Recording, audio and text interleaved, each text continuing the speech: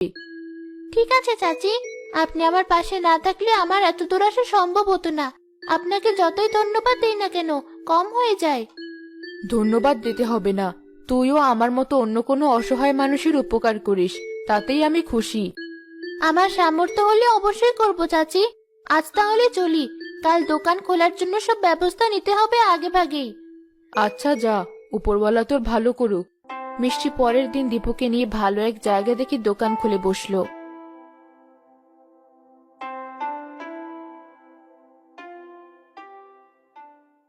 কই বোন, কেউ তো আমাদের দোকানে আসছে না। আসবি আসবি, একটু অপেক্ষা কর। এত ব্যস্ত হলে চলবি? নতুন দোকান, নতুন মুখ, মানুষের বুঝতে একটু সময় লাগাই স্বাভাবিক। আচ্ছা, কিন্তু দেখ বোন, এত মানুষ আমাদের দোকানের সামনে দিয়ে যাচ্ছে, সবাই একবার তাকিয়ে দেখে আবার মুখ ফিরিয়ে নিচ্ছে। একজন দুজন একটু কাছে এসেও দেখছে না।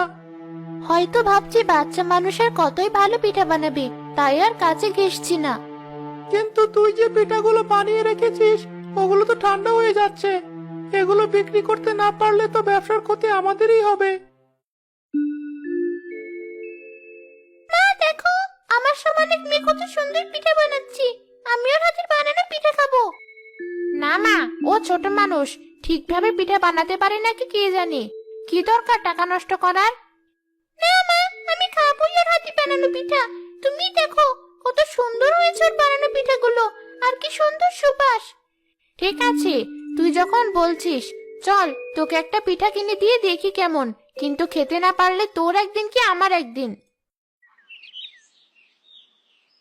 দেখ বোন, ওরা আমাদের দোকানের দিকে এগিয়ে আসছে। এবার মনে হয় তোর পিঠা বিক্রি হবে। কোন পিঠাটা খেতে ভালো হবে তোমার? এখানে সবগুলো পিঠা খেতেই বেশ ভালো। আপনি বলুন কোন পিঠা লাগবে আপনার।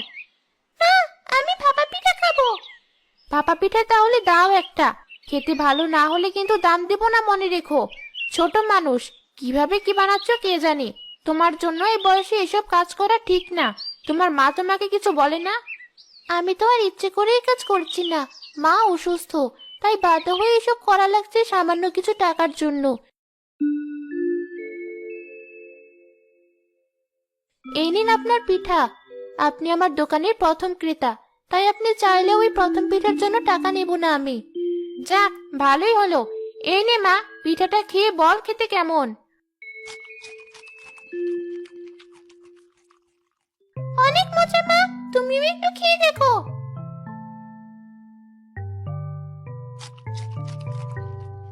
তাই তো দেখছি, ওই পুরাতন পিঠাওয়ালি পিঠাও এত মজা হয় না। আপনাদের ভালো লেগেছে জেনে খুশি হলাম।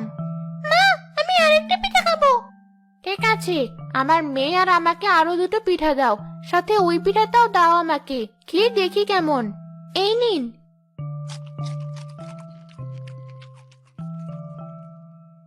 এই পিঠাটাও তো মজার। তোমার বানানো সবগুলো পিঠাই দেখছি খেতে অনেক মজার। ওরা দুজন কত মজা করে পিঠা খাচ্ছে। ওই বাচ্চা মেয়েটাকে আসলে ভালো পিঠা বানায়। দেখে তো তাই মনে হচ্ছে। চল তো, আমরাও গিয়ে দেখি। এখানে যদি ভালো পিঠা পেয়ে যাই, তাহলে কষ্ট করে আর আমাদের অত দূর যেতে হবে না পিঠা খাওয়ার জন্য। চল তবে। আমাদের দুজনকে ওই দুটো পিঠা দাও তো। ওই পিঠার সাথে আপনারা দুজন এই গুড়ের তেল পিঠাও নিতে পারেন। খেতে এত মজার, আমি একাই 5টা খেয়ে ফেলেছি। চল তাহলে, দুটো তেল পিঠাও নেই।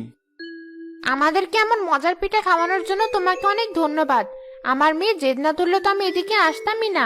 তুমি এই শীতে পিঠা বানানো বন্ধ করো না যেন। আমরা আবার আসবো তোমার পিঠা খাওয়ার জন্য। জি, আমরা আছি। আপনার যখন পিঠা খেতে ইচ্ছে হয় আপনি চলে আসবেন।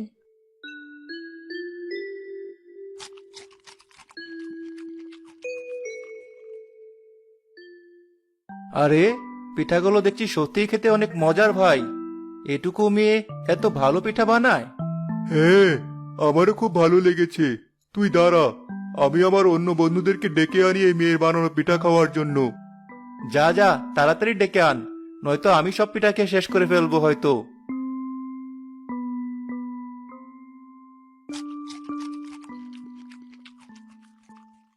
মিষ্টির পিঠার দোকানে একে একে মানুষের ভিড় বাড়তে থাকলো। অল্প সময়ের মধ্যে মিষ্টির বানানো সব পিঠা শেষ হয়ে গেল। আমি তো দৌড়াতে দৌড়াতে ক্লান্ত। এত তাড়াতাড়ি সব পিঠা বিক্রি করা শেষ হয়ে যাবে ভাবতেই পারিনি। আমিও না। যাক ভালোই হলো, মাকে একা ফেলে রেখে বেশিক্ষণ বাইরে থাকতে হলো না। কাল আরো বেশি করে পিঠা বানানোর জিনিস নিয়ে আসতে হবে। হ্যাঁ বোন, তাই করিস। তোর দোকানে এত ক্রেতা হবে কে জানতো। এখন তো মনে হচ্ছে তোকে সাহায্য করার জন্য আরো লোক লাগবে। কিরে মিষ্টি, তোর পিঠার দোকানের কি খবর? দোকান কি এখনো বসাতেই পারিসনি? দোকান বসানোও শেষ, সব পিঠা বিক্রি করাও শেষ। আপনি তো আসতে দেরি করে ফেলেছেন, তাই আমরা দুজন সব গুছিয়ে নিয়ে চলে যাচ্ছি। মিষ্টি, তোর ভাই কি বলছে? এত তাড়াতাড়ি এতগুলো পিঠা বিক্রি করা শেষ তোর? হ্যাঁ চাচি, সবে আপনাদের দোয়ায়। আমি আরো আমার পরিচিত মানুষজনদের তোর দোকানে নিয়ে আসলাম তোর হাতের বানানো পিঠা খাওয়াতে। এখন দেখছি তুই একাই সব সামলে নিয়েছিস। আমি জানতাম তুই পারবি। একদিন তোর দোকানের লাইন ধরে সবাই পিঠা খাবে দেখিস। ধন্যবাদ চাচি, আপনি আমার উপর বিশ্বাস না রাখলে আমার এত দূর আসা সম্ভব হতো না। আজ তাহলে আমি আসি। আচ্ছা যা, বাড়ি গিয়ে তোর মায়ের সেবা যত্ন কর। মিষ্টি, দীপু, তোরা এসেছিস? হ্যাঁ মা, তোমার একা থাকতে কোনো সমস্যা হয়নি তো? না, তোরা এত তাড়াতাড়ি চলে আসবে আমি ভাবতেই পারিনি, তাই অবাক লাগছে। মা জানো, আজ অল্প সময়ের মধ্যেই আমাদের দোকানে বানানো সব পিঠা শেষ হয়ে গিয়েছে। আপু বেশ ভালোই টাকা পেয়েছে। হ্যাঁ মা, তোমার ওষুধের টাকা নিয়ে কদিন আর চিন্তা করতে হবে না। এভাবে আর কিছুদিন পিঠা বিক্রি করতে পারলে তোমাকে খুব তাড়াতাড়ি শহরে নিয়ে গিয়ে ডাক্তার দেখাতে পারবো। তাই বুঝি? আমাকে নিয়ে এতদিন খুব চিন্তায় ছিলি তুই। এই ছোট বয়সে কত দায়িত্ব কাঁধে তুলে নিয়েছিস। মা, তুমি বিশ্রাম নাও, আমি কালকের পিঠা বানানোর সব জিনিসগুলো তৈরি করে রাখছি। আচ্ছা যা। মিষ্টি প্রতিদিনই বাজারে গিয়ে পিঠা বিক্রি করা শুরু করলো। আস্তে আস্তে তার মজাদার পিঠার সুনাম গ্রামে ছড়িয়ে পড়লো। তার পিঠার বিক্রিও আরো বেড়ে গেল। না আপু, আমি আর পারছি না। এবার তো তোকে তোর কাজে সাহায্য করার জন্য আরেকটা লোক নেওয়াই লাগবে।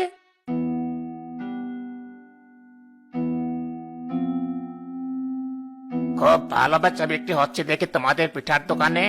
তা আমার ভাগ কোথায়? কিসের ভাগের কথা বলছেন আপনি?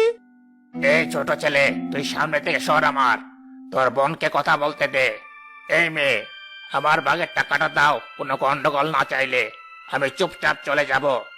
কিন্তু আমার কষ্টের টাকায় আপনার কিসের ভাগ? জানো না বুঝি? অবশ্য বাচ্চা মানুষের না জানারই কথা। এই বাজারে যাদের দোকানপাট আছে তারা সবাই আমাকে চাঁদা দেয়, আর তার বদলে আমি তাদের শান্তিতে থাকতে দেই। তবে নতুন দেখে কিছু বলছিলাম না। ভেবেছিলাম সপ্তাহ পার হলে তুমি নিজেই আমার সাথে দেখা করতে আসবে, কিন্তু আসনি যেহেতু আমি নিজেই তোমার সাথে দেখা করতে চলে এলাম। আমি আপনাকে কোনো টাকা পয়সা দিতে পারবো না, আপনি আসতে পারেন। কি বললি? যেখানে বড়রা আমার বিরুদ্ধে কিছু বলার সাহস পায় না, সেখানে তুই এতটুকু মেয়ে হয়ে আমাকে এ কথা বললি? মতে আর চিক্কু, এই মেয়ের পিঠার দোকান ভেঙে দে তোরা। দাঁড়ান দাঁড়ান, কি করছেন আপনারা?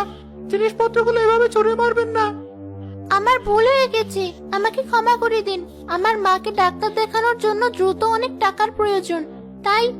তোর ওসব কথা শোনার সময় আমার নেই। আর যদি কখনো তোকে এখানে দোকান বসাতে দেখেছি, জানে মেরে ফেলবো। একটা বাচ্চা মেয়ের সাথে সামান্য কয়জন চাঁদাবাজ মিলে এমন আচরণ করছে, আর আপনারা সবাই দাঁড়িয়ে দাঁড়িয়ে দেখছেন। আপনাদের বিবেক বোধ কোথায় গেল? আপনাদের জন্যই ওরা আজ এত দূর আসার সাহস পেয়েছে। আজ প্রতিবাদ না করলে সারা জীবন ওদের কাছে নির্যাতিত হয়ে থাকতে হবে আমাদের। চাচি তুমি? উনি তো ঠিকই বলেছে, অনেক হয়েছে, আর না। সবাই মিলে ধর ওদেরকে। আজ এই গ্রাম থেকে চাঁদাবাজগুলোকে তাড়িয়ে ছাড়বো। হ্যাঁ, চলো সবাই। সবাই মিলে চাঁদাবাজদেরকে গ্রাম ছাড়া করলো।